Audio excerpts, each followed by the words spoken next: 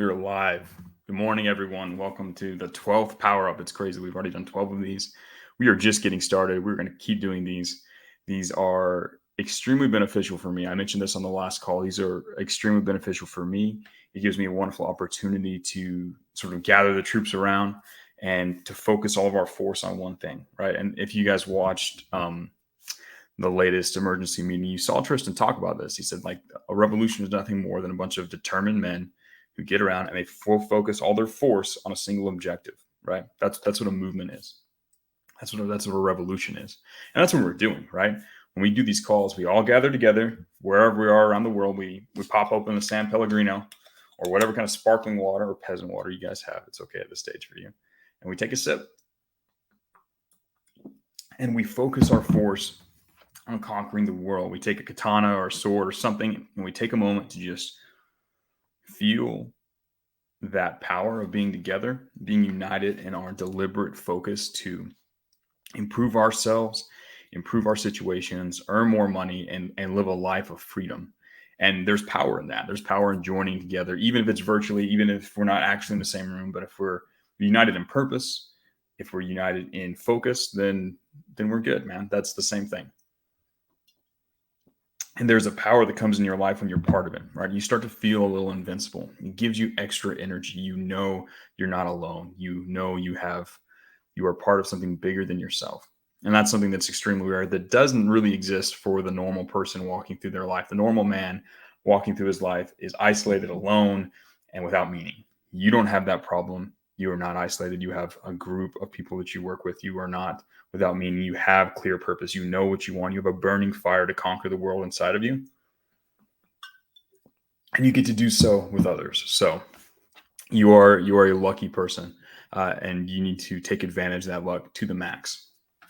So today I mentioned in the announcement that I was going to be talking about a special blend or an intersection between the idea of professionalism, to be a professional, and the idea of battle or war, right? Now, this is going to be an interesting frame shift for you. This is going to be a way that you can look at the world and look at your actions and your behavior in a new light, in a new frame that's going to give you more power to avoid, let's say, the negative things in your life and embrace the positive. It's going to help you overcome things that you may have struggled with just because you hadn't looked at them in this particular perspective before. This is going to be a powerful shift for some of you. It doesn't sound that complicated. When I actually explain it to you, when I read it out to you, when I explain it to you, you're going to be like, that makes a lot of sense. That's not complicated. You don't have to be high IQ to figure this out. This is a very simple idea, but it's an idea that's going to be very powerful if you let it take hold in your mind and start to view your day, your life, your day-to-day behaviors, your actions second by second through this lens. So we talk a lot about what it means to be a professional, right? That means focusing on the details, holding yourself to a high standard, et cetera, et cetera. We talk a lot about this concept of, as men, we are warriors and we need to embrace that warrior spirit, that warrior imperative. Now, I'm going to kind of blend the two together using a small story from a small snippet of a story from a novel called Musashi, right? So you guys have heard me talk about Miyamoto Musashi before. He was a famous Japanese swordsman and strategist and martial artist, essentially from the early 1600s in Japan, right? He's a man whose words have survived that long and have been drawn upon by professionals and warriors ever since to help them improve their mastery and improve that, let's say, warrior spirit. Now, at some point, someone wrote a novel about this guy. There's a popular comic book based on the novel as well. We don't know a lot of the details about his life. But whoever wrote this obviously had read his works because his philosophy is imbued throughout the stories here. Now, I'm going to read a short snippet of a story from this guy's life. A little bit of background. Again, he was what was called a Ronin in his early stage of life. He was a wandering samurai who was obsessed and dedicated his entire life to mastering the way of the sword, the art of strategy, the art of war. And he cast off, basically he was like a warrior monk. He cast off a bunch of things in his life and just focused on that. And he would wander through Japan, fighting different enemies and trying to learn things from different people.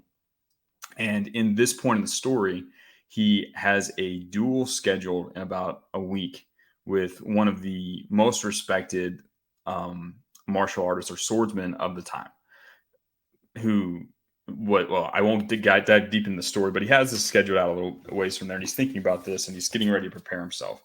But something happens. He gets an injury. I'm going to read about it. So, despite his usual habit of taking good care of his body, a few days earlier in the crowded port town of Naurumi, he had stepped on a board with a nail in it. His red and swollen foot looked like a pickled persimmon, and since the day before, he had had a fever. So he's been wounded. He's got this big fight coming up. He's got this crazy wound on his foot. To his way of thinking, he had had a battle with the nail, and the nail had won.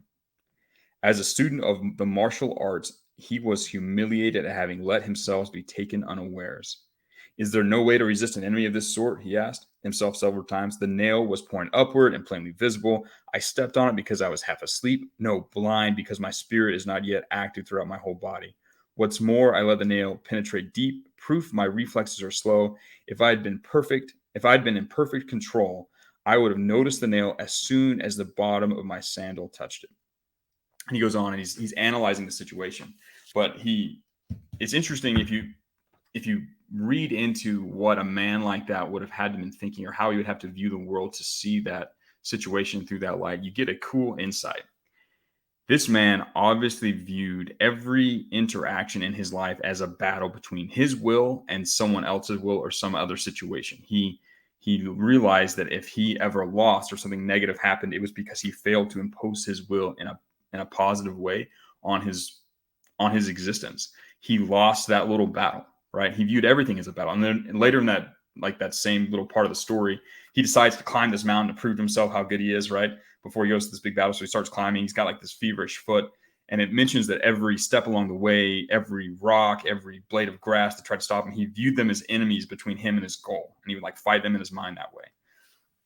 That's an interesting perspective. Like if you think about that, what would happen if you viewed these situations in your life as battles? I had a guy ask me the other day on Gitter. He's like, what advice? Because I made a post about like the futility of scrolling through Instagram or YouTube or whatever. And he's like, how do you break an addiction like that?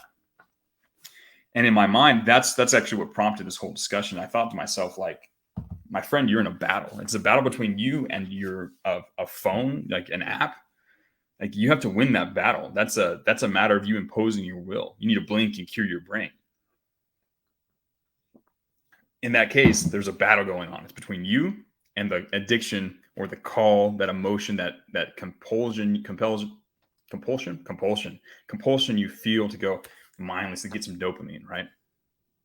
Who is going to win? Are you going to allow that feeling to impose its will on your will? No, you need to impose your will on that. You need to win that battle. If you can't win that battle, how can you win any other significant battle in your life? Think about it. Now, this ties in really closely to the professionalism, right? Tate gives an example of like losing his keys, right? And that like bothering him on a fundamental level because he's a professional, right? And he dedicates his mind extremely. He focuses on not losing that battle because he knows that, hey, if I lose on a small thing, that means I can lose on a big thing, right? The small things, like how you do one thing is how you do everything. How you win this tiny battle between you and your phone, or you and learning this particular part of copywriting. How you do on that is how you're going to do everything, right? You can train yourself and develop your own mastery, your own ability to impose your will in these small battles, and it will carry over to the larger battles in your life, right? That's why when you have a sales call and you've done the work and you've put in the effort and you've taken the time to learn your stuff, to learn your craft, to learn how to write well, to understand the business, to understand the marketing, to go through all the modules and the courses, the videos and the practice, when you've done all of that stuff and you've imposed your will on the difficulties you face and you've pushed past all the boundaries and you've defeated all these little enemies along the way, you have that momentum, that confidence in yourself to sit there across the client and be like, yeah, of course I can do this. We can do this X, Y, and Z.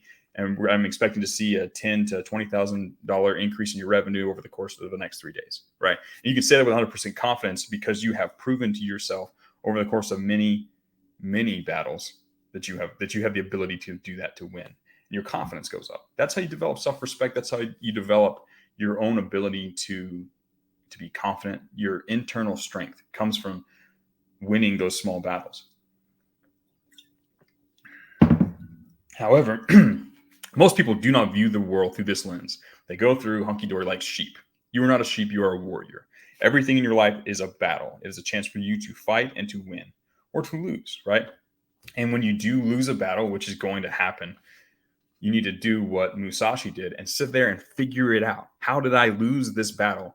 What happened? Where did it go wrong? And how can I win next time? What do I need to change? What do I need to become? What do I need to choose to do next time in order to win? If you do this, if you adopt this mindset, if you look at everything in your life, every challenge you face, every task you undertake, every interaction between you and your phone and the media and this and that as a battle, you can gain insane power over your life because you would more easily choose to win. For example, my good friend who asked about like how do you beat a phone addiction, if you look at it as less of an addiction and more of a battle between you and something else and someone else, these media companies are trying to control your mind.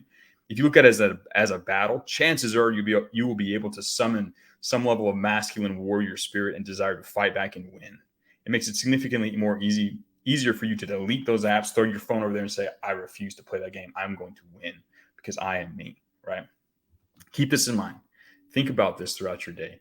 Look at life and look at everything that you go through as a battle and summon the courage to win because you can. Everything in life is made up of small individual choices. You can always change how you act. You can always change the individual choices to get what you want. You have that capacity because you are a man, and you've shown that you have an inclination to take advantage of that capacity because you are part of the copywriting campus. The kind of people who raise their hands and join this thing are the kind of people who want to choose the right thing. So simply do it. Examine your life closely, see the battles you're currently fighting, and just decide to win. Decide to be strong and to rise to the occasion and to win because you can. Gentlemen, let's take this lesson. Let's take this perspective. Let's take this energy and let's use it to attack the day to day, attack our challenges, fight those small battles we must fight, win them so we can build the momentum to win the giant, huge battles that will come. Let's have a good rest of our day, and I will see you guys again tomorrow.